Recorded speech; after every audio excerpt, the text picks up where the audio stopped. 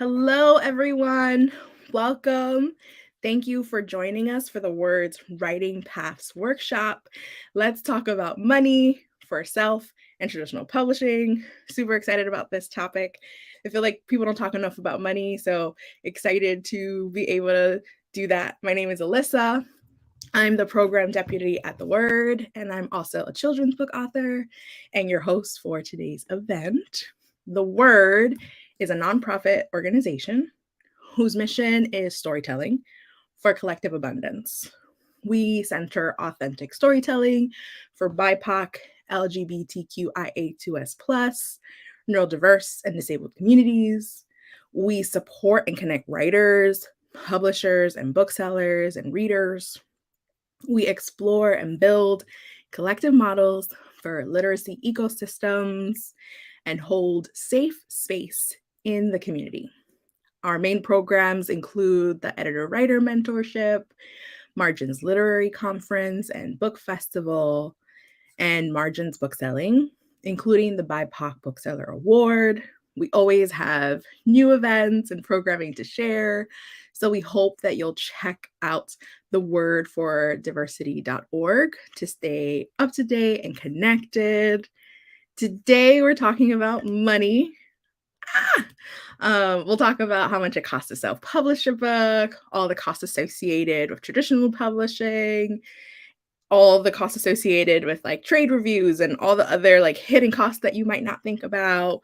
So you're in the right place if you are debating your pathways or just want to learn more about that. I'm super excited and I feel super lucky to have such an amazing panel with Luz, Leslie, and Acamea. They joined us for a session the end of last year in which we talked about like just the pros and cons of traditional publishing, and it was such a great session that everyone requested we do a part 2. And this time we're focusing on money. Obviously, if you have non-money related questions, you can feel free to put them in the chat, but we're going to try to prioritize money questions this time because last time we ran out of time and could not get to all of the questions. So here we go. I'm going to bring them on screen. Yay! Okay. So the first question is, here we go. All right. Sorry, I'm finding my place. The first question is, let's talk about like the average costs associated with self-publishing. So we're going to focus on self-publishing first a little bit, and then we'll transition to traditional. Sound good? Sound like a plan? All right. So let's talk about like some average, because I know there's like a huge range depending upon genre and age group and all that good stuff. But on average, how much did it cost you to self-publish, print your book, all that other expenses that are associated with it? So whoever wants to go first. I know that's like a loaded question. It really depends on the length of the book. So if I look at my novellas, so what I'm paying for in general, when I started out especially, is developmental editing, copy editing, proofreading, and the cover. And those are the basic costs. If you want to include like copywriting, registering your copyright, which is $35, but I don't usually include that since it's so small. And I honestly, well, we can talk about that later. But for a novella, which my novellas are about 25 to 35,000 words, I'll usually be spending between $750 to $850 for the editing and the cover. And then my self-published books are often, the word count is between 65 to 90,000 words, let's say. And those can be, when I started out, my budget was always $2,500. So there was 3 levels of editing plus the cover. And I was getting kind of expensive covers because I'm very, very picky about covers. And I found an amazing designer, but the cover did a lot of work. So these days it's a little less because I don't feel like I need to, like 15 books in, I don't need a developmental editor every time. Some books do, some books don't. It's a huge chunk of money that I'm saving. So I'm still spending like a minimum of $1,500 to self-publish a book, like I said, between like 65 to 90,000 words. And I write fantasy fiction. So the cover It's going to be, I haven't gotten illustrated covers, but it, probably a little bit more work than might be other genres, perhaps. That's Yeah, I actually would more think so. affordable than I thought. Hmm? That's actually a little bit more affordable than I thought. I mean, Really? it's still very expensive. I think it's more maybe because I'm focused on Kid Lit, and I've heard the prices be a little higher there, so that's super Okay. interesting. Yeah, because you need illustrators and all kinds of different things, but I Exactly. think it's pretty much on par. It does depend on, how much you want to put into it, how much quality you're looking for. If you just want to, type up a book and throw a cover on it and put it out there, it's relatively, inexpensive with uploading it yourself to Amazon and all those things. But if you wanted to be able to stand up against traditionally published books, you have to put money into it. I do the same thing, hire reputable editors, beta readers, cover designers. So it's kind of in the same range, at least a couple thousand. And that's just, preparing the book to be published. So Right, that's not all the other marketing expenses that you have right. after. Yeah. Advertising, any of that, it's not included. Right, exactly. Okay. All right. What about you, Luce? Because you do like picture books. So I'm gonna just say throw the ball and chain my way because I am very expensive. And so I have a list. I to copyright a children's book, like just the text. We're not talking about copywriting the art because the art is another ball and chain. Is $65 to pay a reputable illustrator. And I'm going to define what a reputable illustrator is. That means you do your due diligence on all the platforms where you want to find an illustrator. You want to make sure that you are purchasing the artwork for your book and you're not going to see your artwork in anybody else's books. You will spend at least $2,000 just on artwork. And that means that illustrator will probably want some type of fee, like either they get some royalty. And if it's just a work for hire, there needs to be a contract and legal fees attached. Because when we as children book writer write a children's book, also the illustrator is really part of that journey and they're going to want their fees and dues. And if most of my illustrators that I work with, they understand that it was a work for hire. And sometimes I have to pay extra just to have that form that says, I own the rights to this. This is a work for hire illustration. Guess what? You copyright that as well. So no one comes back at you. Let's say that book becomes famous and they're like, you owe me da da da da. Believe it or not, even in the worst scenarios, these things happen. ISBN number, that's another fee. Sometimes beta readers want money. The lowest end I paid for a beta reader was like $10. And the other one was just like bartering services. But some beta readers want money. Unless you're really good, that teachers want to see all your work and they don't care. They share it within your community. I will really, really encourage people to make friends. I make friends even at McDonald's if it means I'm getting a free burger. That's just me. But I'm from the Bronx. What do I know? So let me not divert too much from the question. Designers and formatters are different than illustrators. I'm going to repeat. When you're doing kids' book, designers and formatters are different than illustrators. In the rare case, you do have an illustrator that illustrates all the book and then designs the layout of the pages where your word is matched up with the illustrations and then formats the back cover, the front cover, the spine. So we're averaging almost $4,000 to $5,000 on average. If you get like really savvy at knowing what to do, you can bring down your costs. But I would say just be prepared to just,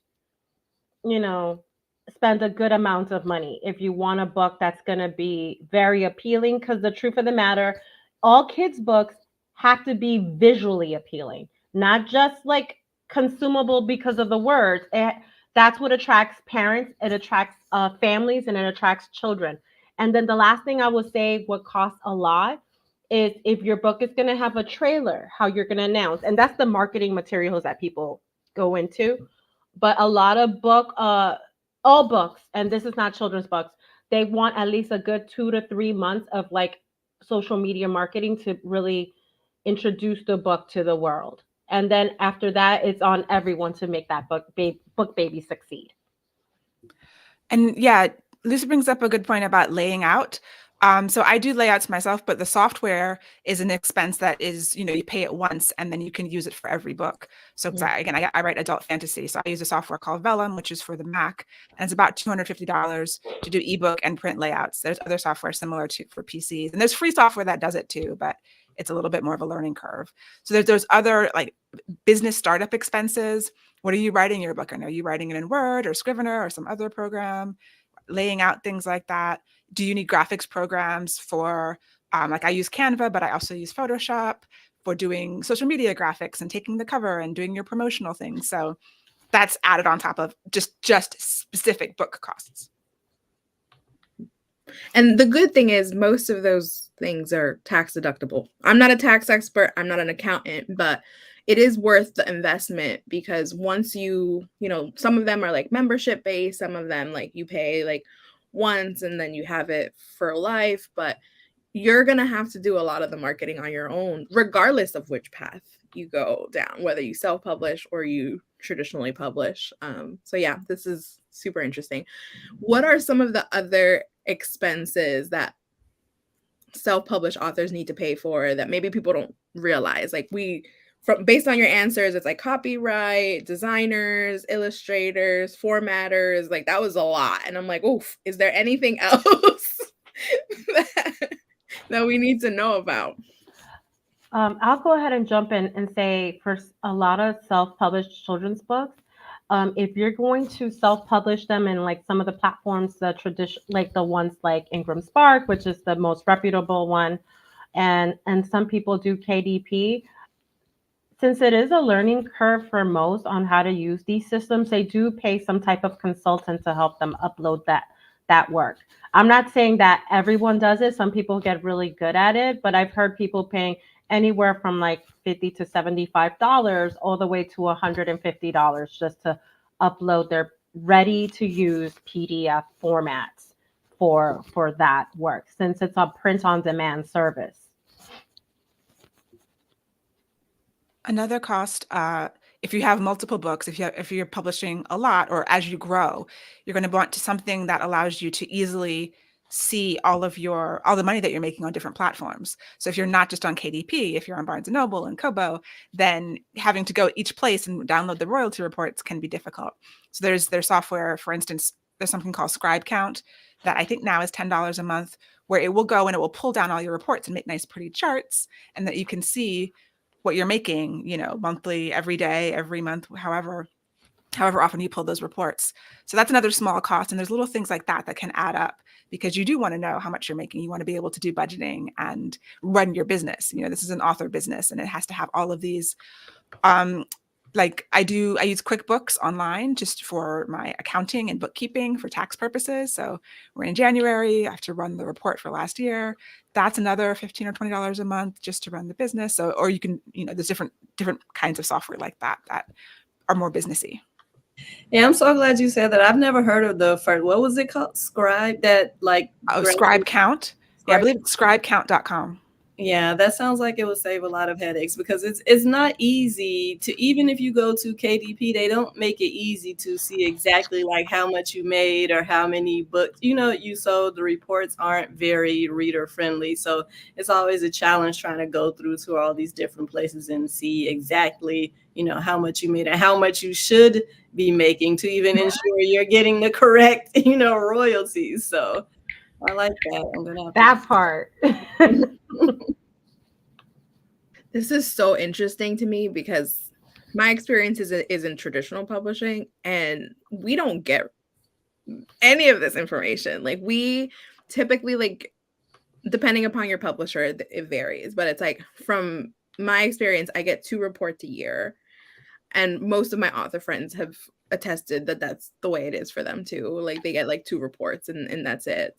And It's like the rest of the time you're just like operating with no information, and it's hard when it comes to marketing because it's like it's hard to know what's working and what's not. Like you see the only data that I actually can see is like my Amazon account, but that's only a tiny piece of the puzzle. Like it's not everything else. So it's just like sometimes I'll see a spike and I'm like guessing. I'm like, why?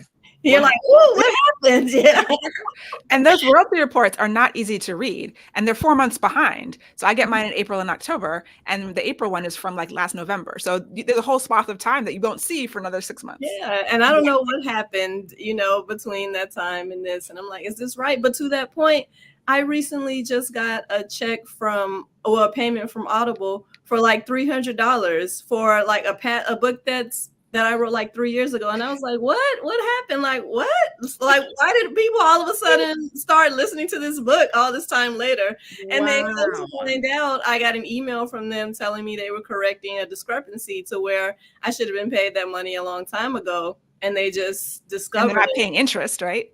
Right. And that's the thing when you don't know how much you should be getting paid. Like I had no idea that they didn't pay me this money I should have gotten. So yeah, it can be tough to, keep up with all these reports.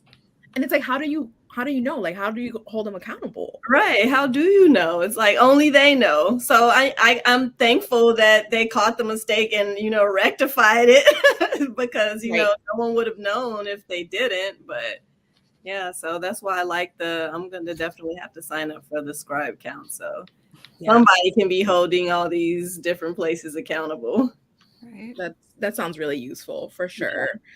Any other associated costs? Like I know we kind of talked a little bit about like marketing, any other maybe like marketing costs or non-marketing costs that are also expenses?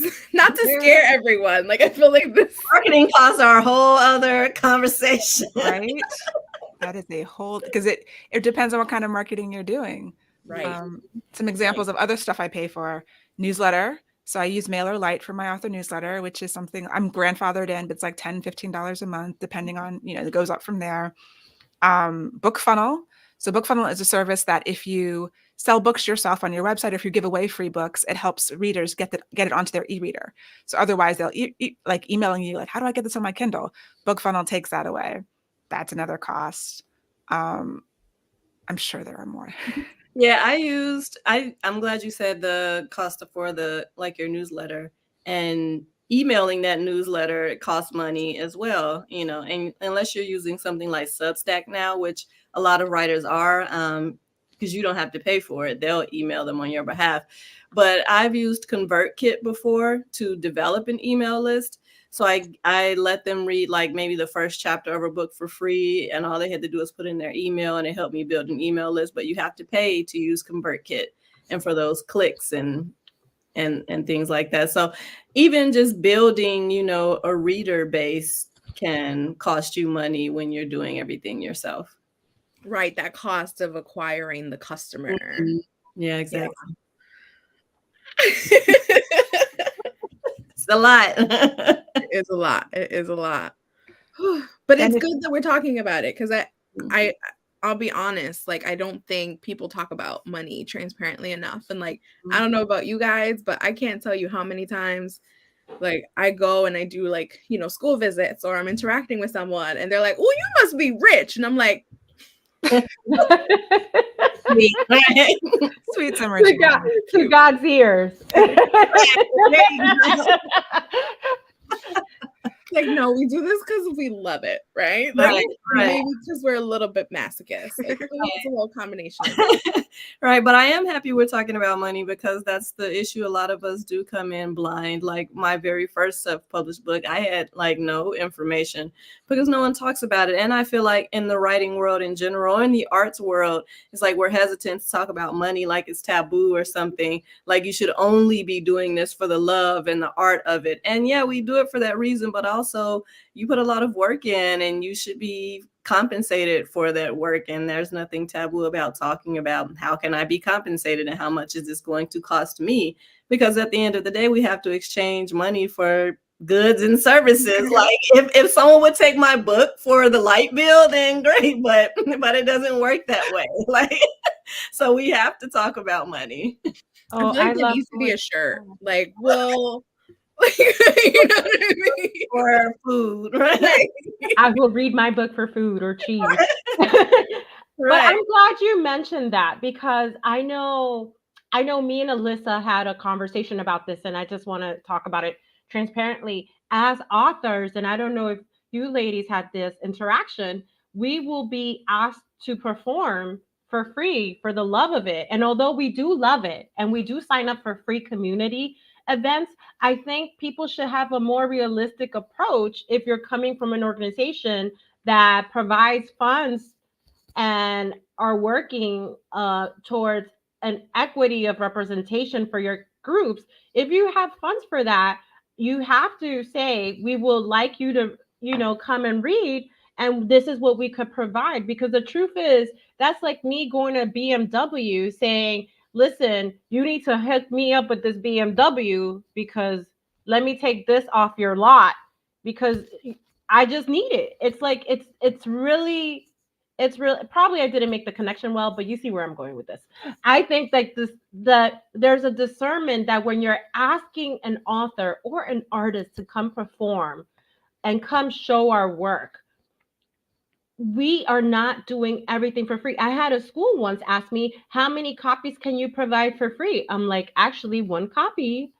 And I had already waived my author visit. And although I did it because I understand that most of our schools don't have that fund, I almost fell to my face when a teacher said, actually, we have this fund and that fund and this fund. They could have paid you through this. And I think we need to talk about money because we want to make sure that we're not falling to predatory behavior just because we're sharing our art or being exploited. Yeah, and that comes from valuing art, and valuing the reader. If someone else comes in and provides a service, you're going to pay them. So devaluing art and saying, oh, well, this person, can you just come in and read for free? To me, that speaks to how much they value the art, of writing, and valuing your time, to be blunt. And that's an issue in the writing community where people just don't understand how much time and effort and energy you actually do put into this craft. Like, you don't just sit down and start banging on a keyboard. But that is an issue, just valuing the art and the time and the energy that it does take.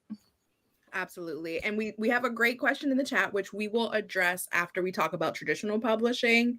And we will be having more talks about like how to promote your book and book tours and all that stuff. So make sure that you subscribe to our website because we are going to be having very like specific conversations about like marketing your book and like all of like author visits 101, like book tour 101. We will address the question, but we want to make sure that we get to the bulk of the programming. So let's switch to talk about traditional publishing.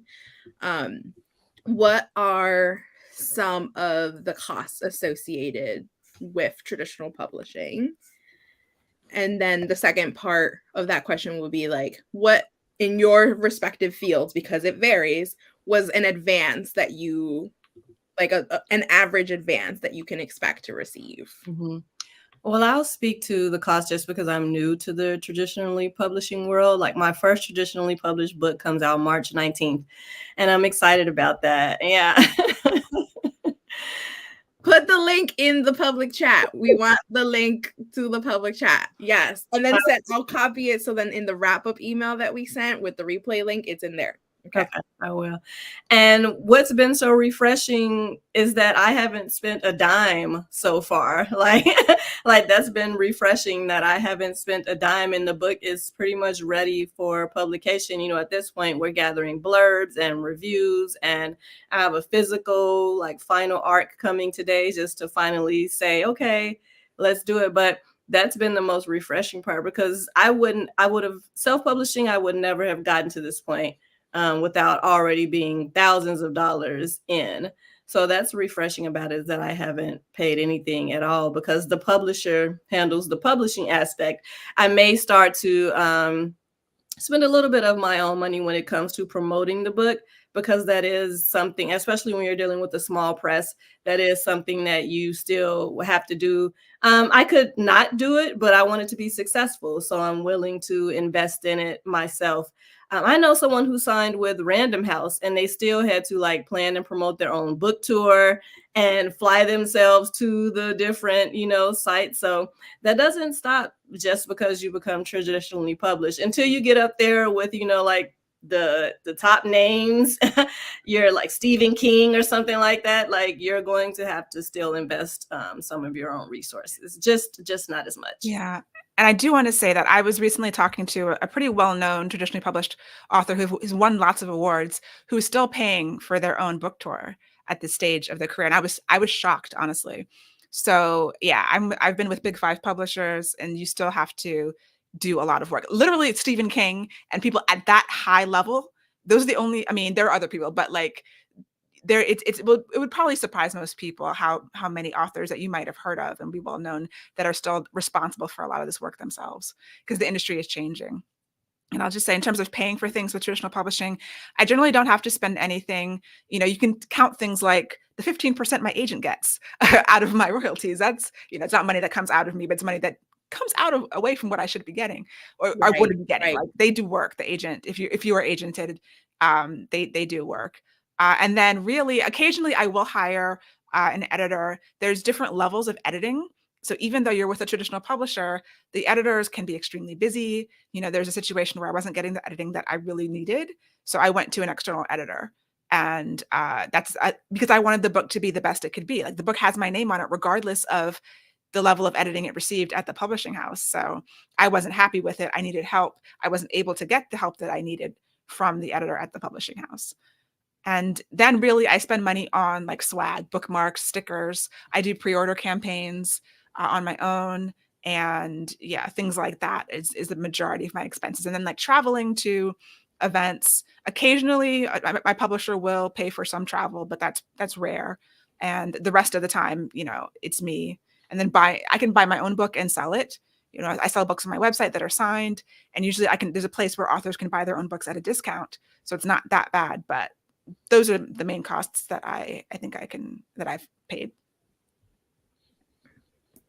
That makes sense. What about you, Luz? So I'm so glad we're sharing all this wealth of information. I have one book that is traditionally published.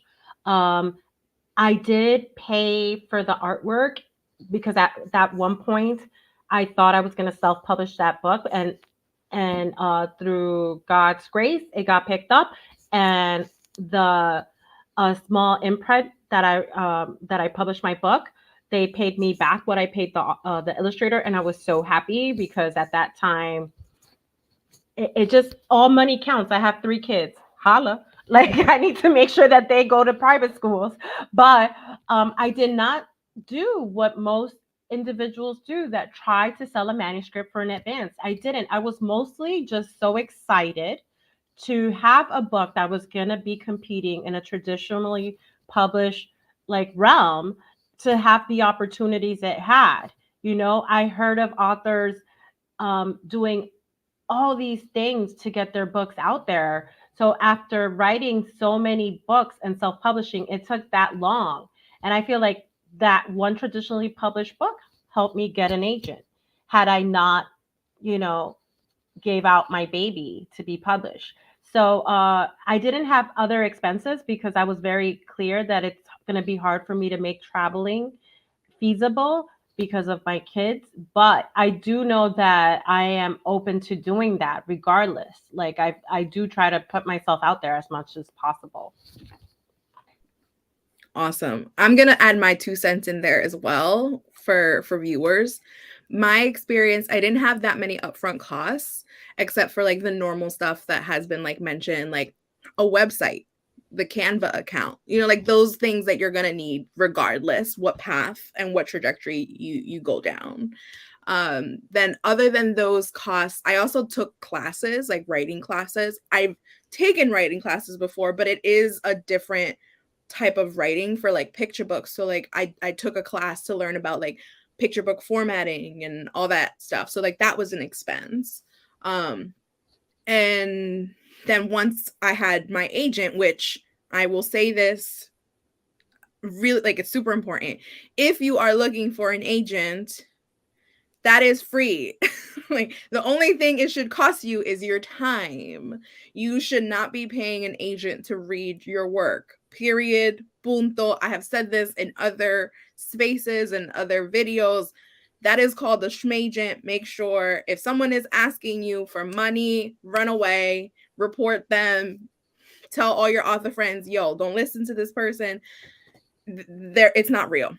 So once I had my agent, the main thing was like you mentioned, the commission, and they earn that. They earn that 15% because they are out there dealing with the rejection. My agent is amazing, and she puts it all into a pretty spreadsheet for me, all of my rejections and all of the pretty words that they say, so that when I'm emotionally ready, I can look at it.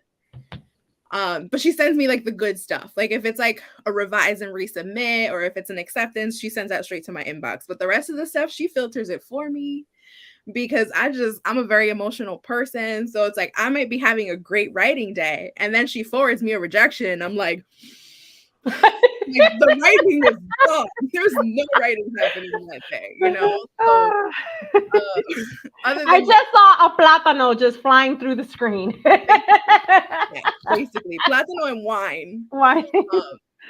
But other than that, like those initial costs, I didn't have any upfront costs other than, you know, like buying my books once they like came out, because I did a lot of events, which we'll talk about later. I did a lot of events. I was a debut author. Nobody knew who I was. So I needed to be out there, boots on the ground. As has been stated, you have to do a lot of your own marketing. I had to organize my own book tour. I organized all of my events. Last year, I did 67 events, which I didn't actually realize how many I did until I was like counting them, because I have a spreadsheet. And I was like, that's why I was so tired by the end of the year. That makes sense. But the reason why I did that is because I wanted my books to be successful, and I had 2 releases in 1 year. So every time I did an event for my first book, I brought like the gallery to my second book, and I would see like on Amazon like a little spike. After I would do an event for my first book, Latinos Are Love, I would see a spike in the Bronx is my home, right? And that was good information to have, because that's the only information I have other than the 2 statements I get from my publisher. In terms of an average advance, I can only speak about picture books. An average picture book advance is about $5,000. And I know that because they've been like data that has been like that. I was reading the articles, and I heard from like my other author friends, like how much they got and this and so whatever. So having a good agent will be helpful, because they can negotiate more, because a lot of authors, one, $5,000 is not that much money. Let's be honest. Mm-hmm. 2, out of that 5,000, some authors like invest in paying for a publicist and all this other stuff.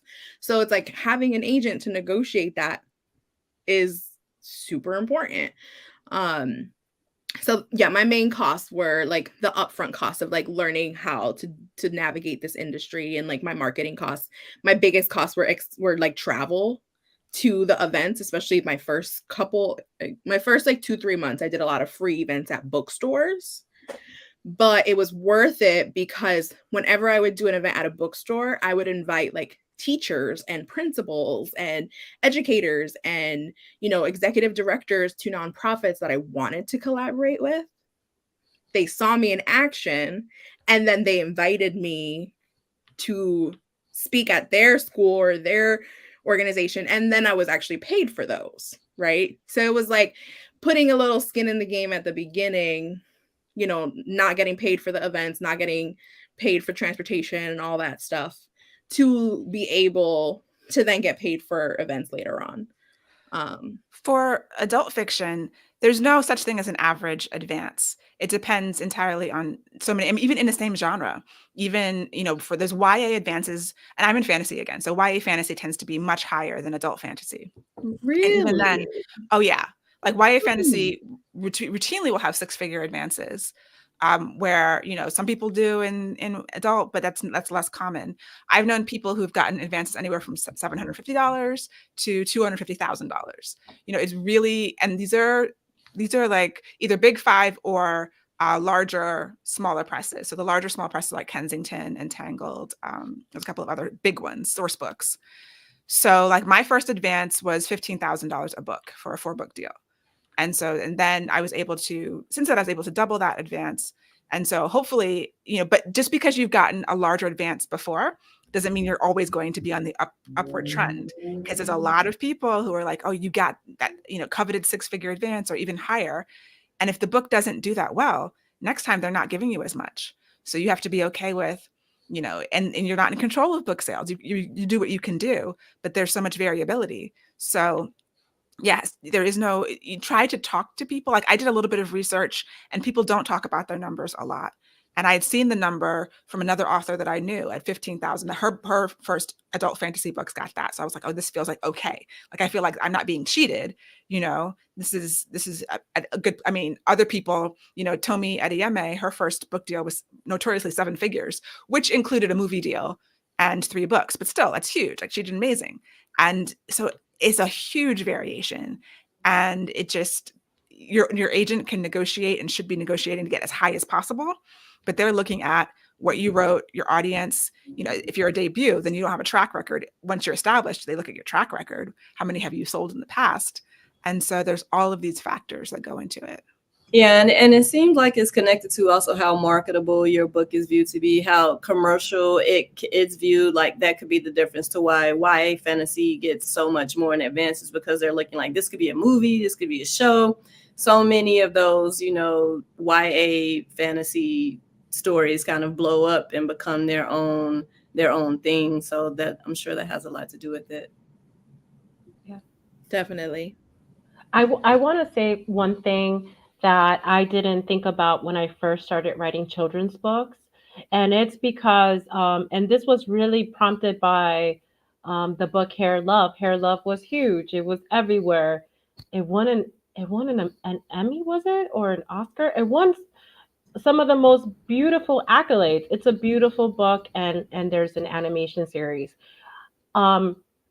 Just like novels and stories have the power to become on big screens, so do children's books as well. And people don't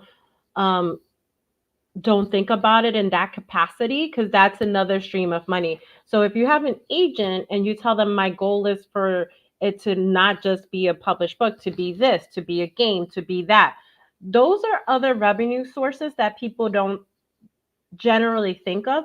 But it happens. Things don't become what they are just cause. I think the person that I admire the most for as a self-published writer, and also someone that has like become the number one skin in the game, is Afro Unicorn, right? She has done something remarkable just out of doodling beautiful unicorns with afros, and now she has a skincare line, I believe. And please correct me if I'm misquoting.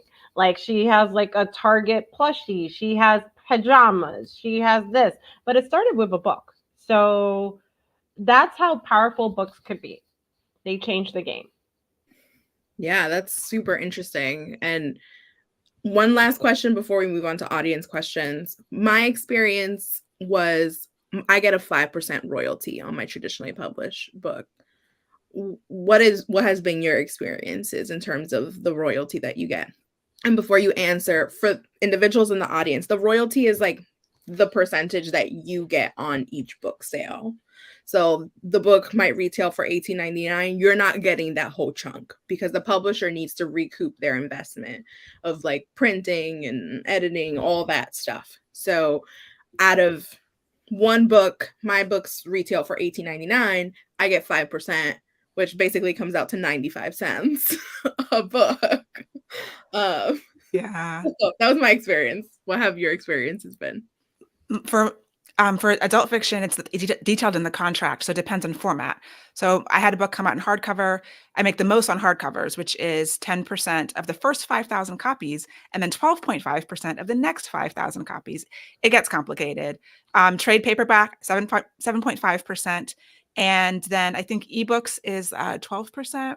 So yeah, it really just varies. An audiobook is its own percentage, so you have to like do a lot of. Oh, no, actually, ebooks are 25%. That's the highest, but ebooks are relatively cheap. So usually you have a deal memo when you do a deal with a traditional publisher, and they detail this chart of all the different percentages you'll get for different formats. And you only get those percentages if you earn out your advance, which is, let's say you got 15,000 or for an advance or 5,000, whatever it is, your books have to make that much back, and then you get percentages.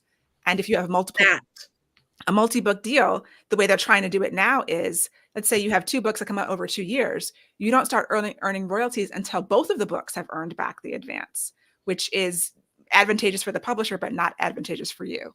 And so there's all kinds of tricks. And only 30% of authors ever earn out their advance. It's a small percentage. So don't count on those royalties. We kind of think about the advance, at least in adult fiction, as the only money you're guaranteed to get. Anything else is bonus. Because so many authors don't ever get it. Right. And you don't have to pay back the advance. Right. If it doesn't earn out. That I've heard that someone needed to pay back in advance is because they like broke their the ethics there was like an ethics violation in the contract. And so the book was never actually published. They like canceled the book deal, and it was like a whole kerfuffle. But essentially it's like, yeah, the advance is the only money you actually are guaranteed, barring any ethical violations. And then from there, it's like the royalties are bonus if you earn out. Right. Wow, I feel broke. But I do want to say one thing while feeling broke. I also learned, and I learned this through, I believe they are a imprint. I don't believe they're a publisher. They have like a YouTube channel. Just like you said, like 30% of most authors earn what they make. One of the things that was troubling for me to know is that although as authors, we love all our books, there's some books that just never make money. And that's something really hard for them to admit to an author. They keep it in their catalog for a certain time, and then they give it back to you. And I don't know how the non-money goes with that, but like that's a hard thing to land on when something is not doing well in the wider market. So I guess the bigger message to this is like, when you're writing, fall in love with your writing regardless of it. It can monetize because sometimes people don't find the right audience for it, but you are always it's up to you to make the book successful, whether you're traditionally published, not traditionally published. There's a market for it. Please, like there's a children's book that has no pictures, and it made thousands of dollars, and that one always pisses me off. But that's to say it's possible. Okay, Mia, what about you? I think, well, since I'm with a small press, my royalties are a bit higher and the advance is lower because it's a small press. So I have to go back and look at my contract to see for sure. So I don't want to misquote, but I believe my royalties are close to 30%. But that is because it goes the other way. You're getting more upfront, so your advance is lower. I'm getting less upfront, so my royalties are higher. And I think that's kind of how it goes, how they balance. Yes. Thank you for bringing that up. Absolutely. My friends that were published with like Living Querido, Lee and Low, like smaller presses, Mango Press, they got a much more healthy royalty of like, 30%, but they got a very little advance or no advance at all. Whereas my first books were published with Big Five. So it was like Simon & Schuster and Hatchet Book Group. So they gave me a nice advance. And I'm glad that they did, because I did all the marketing work. But other than that, it's like the royalty is 5% on the hardcover and then 3% on paperback. Yeah. All right. So now we're going to launch into audience questions. Tunasia asks, how do you know how much to charge for author services, consultations, school visits, critiques, workshops? That's a lot. And the prices are gonna vary even for each one of those. So who wants to take a stab at that one first? That is a lot. And I don't think there is like one set, fee that everyone will charge. I know when I first started, I want to say it's Writer's Digest or Poets and Writers. One of those has like a chart you can reference that gives you like an average, like if you're at the beginning of your career, if you're intermediate, or if you're, more experienced, they have a chart broken down into 3 sections to give you an idea of what you should charge or what's fair. But personally, I often let them tell me what their budget is first, and then I decide if that works for me. Because, everyone's budget is different. If it's a nonprofit, they're going to be able to pay less than if I'm going to a corporation to do something.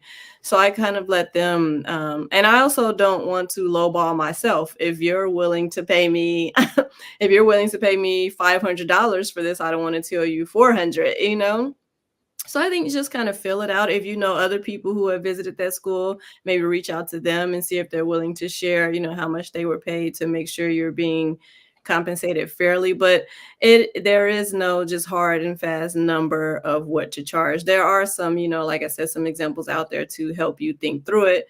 But I personally see what the budget is or what they're offering first and decide if I'm willing to do that for that amount. And if not, I'll come back and say, well, I can do it, but for this amount.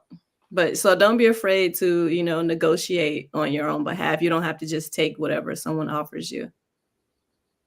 Yeah, I totally echo that, and like I do a lot of workshops for small writing groups, and there's sort of a base rate. But after I've been doing it for a year or two, I was like, well, can you afford this? Because my new rate is this. And a lot of times I'll be like, oh yeah, we can do that.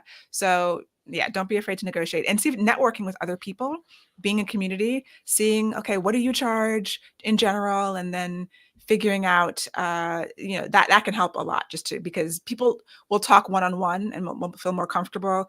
And sometimes the numbers that you see on websites are like, oh, wow, that's a lot. Like, I don't know people who are charging that much. And so it can be helpful to have a community to talk to you about these things.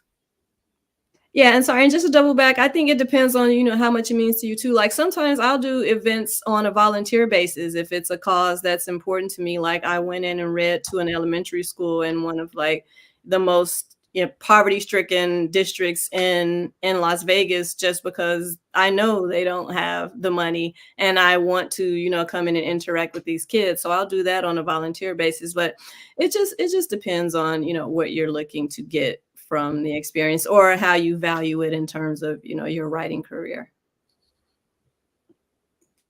So I did recently, I believe it was in October, like a 3-hour book reading to each classroom, but it was my kid's school. And I wanted him to get an opportunity to see his mom in the works.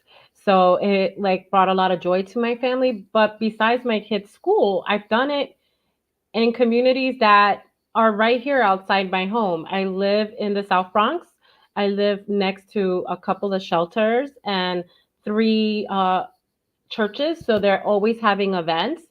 But recently, I kind of changed the way I make myself accessible and available because my time is just not how it used to be. So I started valuing my time for almost $500 an hour. But it really depends on my availability because I am a mother of 3. I do have a full-time job, and my writing is also a job itself, like 2 jobs. So I want to make sure that when writers out there are valuing their time, they really need to think about how much capacity do I have to do this? Because for me, when I do an author visit, this is another thing, negotiate what you're doing in the author visit. I'm like, for $500 an hour, this is how I do. Break it down like I do a lot of party planning for my kid's birthday, and you know how they do the breakdown. In 45 minutes you'll be in this room, and in the second 45 minutes you'll be in that room, and the third floor everyone celebrates with cake. Make it about your writing. The first 15 minutes we'll do warm introductions and singing and hopping around, whatever. For kids, you have to be very animated. If you are not an animated person, I don't know what to tell you. But then after the first 15 minutes, we get into a riveting reading of the book. And then for teachers, that Common Core practice is very, very valuable for them. Say you're going to do kind of like a teaching exercise to make sure the kids retain the information from the book. And then make sure when you leave, you're giving them something so they can remember that visit. So that way, when you're saying $500 an hour, you're giving that teacher like, oh my God, I have this author and this actually helped with my Common Core teaching on like, I don't know, like sight words or this or that. But that's what they need. That's how they value your time. I will say, I'll look at it a little different when I know you said something about consultations. That's different, like from author visits and readings and things like that. Consultations, I think you have to be a little more stern, because people will bleed all of your information from you for free if you let them. This information and these things that it took you years to acquire. So it's like, I'll sit down and have a coffee and chat about your project, but if you want extensive like feedback or reading or editing, that's your time, and your time is valuable. So I think in that instance, you decide what your hourly rate is and how much you're willing to exchange for that amount. So if you say an hour of my time costs $50, that's your rate. If you say it costs $25, that's your rate. But you kind of decide that, because if you're consulting or editing or helping someone launch a project, that's a lot of time, and you should be compensated for that, unless it's a friend or family member you just want to help out. I stop helping friends and family. You're a better person than me. I got too much going on. And it's like we haven't talked in like 10 years. Now you want to be in right. Now we're best friends, and you want me to edit your book, for free. So yeah. I stopped doing things for free. And in terms of like establishing my prices, I did the research and I saw like what other people at like my same level were charging. So like authors of like, one book, authors of 2 books. Now I increased my price because I have 3 books. And also because I did 67 events last year and I have glowing reviews from them, right? So all of those factors, you have to take them into account. So between having more books and also like, I'm a veteran now, like these are my right, baby. Glowing reviews. Let's put that again. And then the other thing that I put together is I actually put together a fundraising guide for schools, because I do work with a lot of Title I schools that say they don't have the money and things like that. And I hear that. I went to a Title I school, but all it takes is like 1 pajama day. And if you have 500 students, every kid pays $1 to dress up in their pajamas. That's $500 right there. That's Luce's fee. So I put together this like fundraising guide that has like a bunch of ideas of like things that the school can do. And it puts it into perspective for them, because sometimes they see the price and they might be like, oh, but it's like, actually, it's not that unrealistic when you think that it's $500. It's actually only $1 per student. I like that. And breaking it down that way like helps, because it's like a field trip would cost you the cost of the bus, the cost of like to get there, meals potentially, unless they like pack their own lunch, and then like the actual admission fee. Maybe you go on a Wednesday to the Bronx Zoo when it's a free day, and you figure out how to make that work, but they have a certain amount of people that they're able to accept during that time. So it's just like showing the value of what it's actually worth and like breaking it down. Like actually it seems like a lot, but it's really not, because this is everything you're getting for it. So cool. We have one more question. I do want to share one thing, because you did bring up consultation, and I'm so glad you both talked about family and friends, people that all of a sudden know you, who forgot about you, those kind of people. I just want to say that in many instances, I offered and gave free advice and gave hours, but I always cut people after that 1 hour. And if they come back for me for free 99, for more free 99 information, I usually refer them back to the short email that I provided. I have like this blurb of like, these are free resources you can find here, here, here, here. And I also tag that information on Facebook, Instagram, and on LinkedIn, and just start tagging people, because they ask usually the same question: how do I start writing? How do I find an illustrator? How do I find an editor?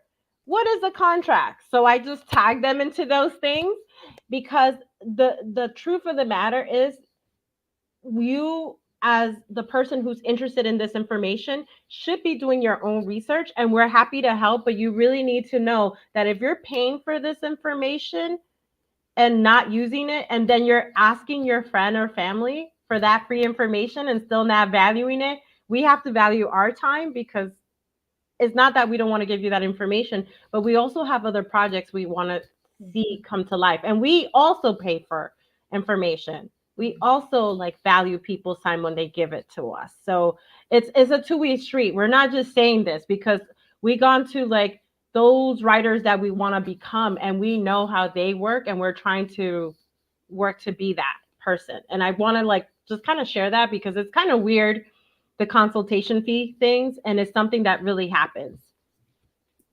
Definitely. All right, this is the last question, and then we're going to wrap up.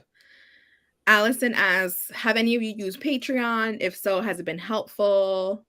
Honestly, not sure how that platform works. I have not used Patreon. I know people who have and who do, but I haven't. So I can't help there. I can chat with them and see if it's been helpful. But it's tough when you're asking people to, it's kind of like a tip jar, like, hey, pay me this amount, per month. I find more for me, things work better when it's in exchange for a service. So I would say more like maybe set up a Substack and let people subscribe for $5 a month or something like that. That's just me. So, but I haven't used Patreon, so I can't really speak on it. Yeah, I do have a Substack. I don't have a Patreon, but my Substack is really for my author services. So I do workshops, and I have a weekly newsletter for authors, and I'm doing workshops and things there. However, in terms of what Acamea was saying, if you do a Patreon, think about offering, like, people, I see a lot of people doing like short stories or bonus content. So they're getting something for their money. There's also another service, a new service called Ream, which is like a Patreon specifically for authors. Let me see if I can put it in the chat. It's reamstories.com. All right, it won't let me put things in the chat, but it's reamstories.com. Wealth of resources.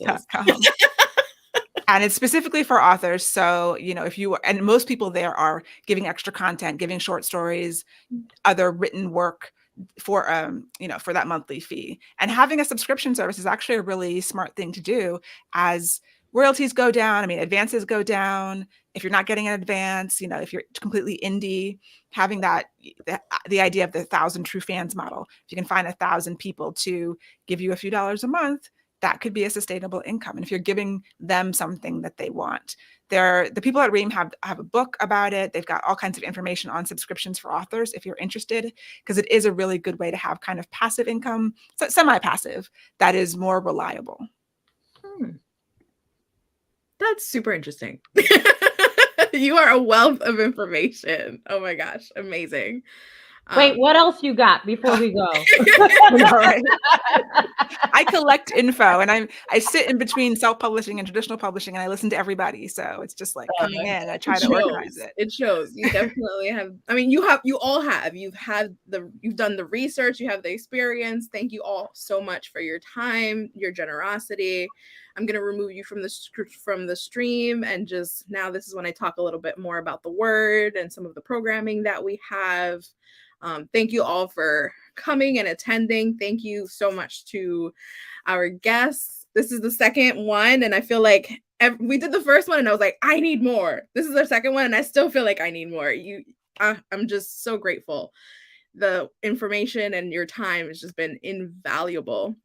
We appreciate you and are so grateful to spend time with you, all writers, booksellers, book lovers in the room. We do have more resources for you where you can visit on our website, thewordfordiversity.org. If you're looking for more support or for more events like this, we try to have this event every other month for the most part. So definitely feel free to check us out. and sign up for more of our events. We also have our upcoming conference. Our Margins conference this year is going to be both virtual and in person. So the virtual Margins conference is on September 9th to the 14th.